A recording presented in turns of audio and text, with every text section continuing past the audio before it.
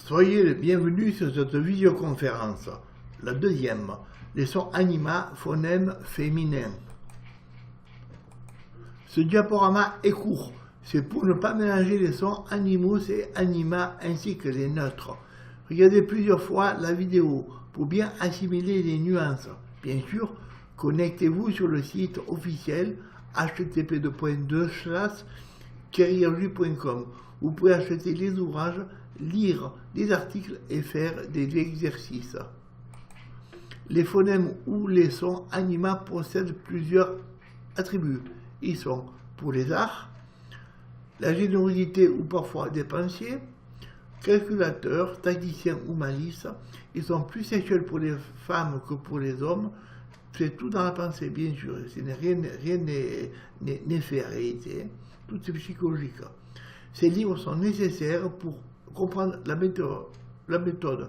Ils sont en vente sur le site http://carrièrejus.com. Attention, l'URL se fait sans les 3 W. Nous commençons par le A. Que plus tard, nous verrons que c'est une polarité aussi, le A. Alors, le A peut s'écrire A, mais aussi EN, OI, ça fait AN et OA. Pour le AI de maison, le A ne compte pas. AU donne O, et le A non plus ne compte pas. Le son A nous vient de l'extase sexuelle de la femme. Alors, imaginons, il y a des milliers d'années, dans la sexualité, une femme prononçant le A, l'homme ne parlant pas, les hominines ne parlant pas, et dire ma femme, c'est ha, ha pour la femme. Donc, les langues ont été créées certainement comme ça. Et il faut se rappeler que tout est dans notre inconscient. Le OU. Avec le son OU, nous avons la part des féminités féminines qui sommeillent en nous. Ce son indique séduction pour les femmes et une très grande sensibilité féminine pour les hommes. Athéna et la chouette, la louve de Rome, le miaou du chat, dont Bastet sont des bels exemples pour les dignités féminines. Attention, il y a beaucoup de possibilités avec le son OU. Et nous devons dire facteur favorable, il ne faut jamais affirmer quelque chose de définitif. Seuls les livres ou les cours peuvent vous aider à comprendre. Pour les femmes, suivant la position et les lettres qui l'accompagnent, nous avons les cas différents, soit séduction, soit sexualité débordante, qui n'est pas pervers, c'est souvent avec son partenaire. Pour les hommes, c'est pareil, suivant les lettres, dans les noms, nous avons soit amour universel, l'abbé Pierre de son vrai nom Henri Grouet, est un bel exemple d'amour universel. Mais beaucoup de dictateurs possèdent aussi le OU.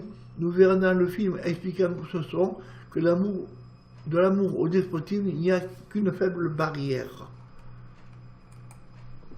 Alors, nous avons le M et le N. Phonétiques produites par les fosses nasales. Elles annoncent la patience et nasalisent certains phonèmes.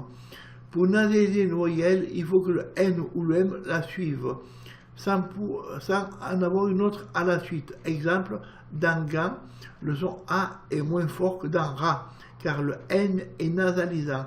Dans pigne, il ne l'est pas nasalisé. Maintenant, vous faites une expérience, à moins que vous connaissiez la phonologie, c'est normal, vous n'avez pas besoin.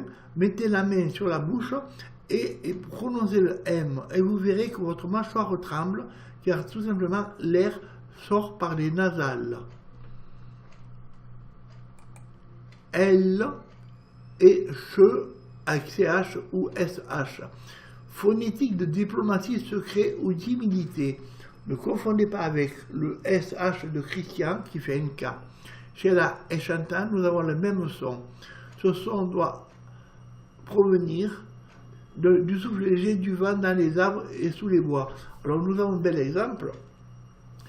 Quand un bébé dort, on dit chute, car inconsciemment on produit le son, parce qu'il faut imaginer, il y a des milliers d'années, que les humains ne faisaient pas de bruit et marchaient à couvert sous les bois, tendant l'oreille pour savoir s'il n'y avait pas un fauve qui était en approche, ou même un gibier, parce qu'ils étaient chasseurs.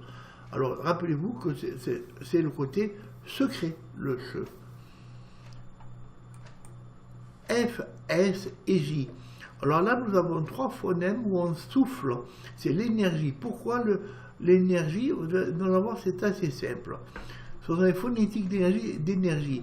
Le pH ou F, car le pH de Philippe, c'est pareil. Le J de Gérard, bien sûr le J aussi de Jean, hein. Le C de Cécile, oui, et qui devient Cécile un S, mais Isabelle devient S, et ça devient Z, parce qu'on dit, on dira Isabelle, sauf en Espagne, on dira Isabelle. Ce son indique le souffle, le sifflement du serpent. Alors pourquoi le serpent? Car dans notre inconscient, le serpent frappe au centième de seconde, donc c'est l'énergie, la rapidité.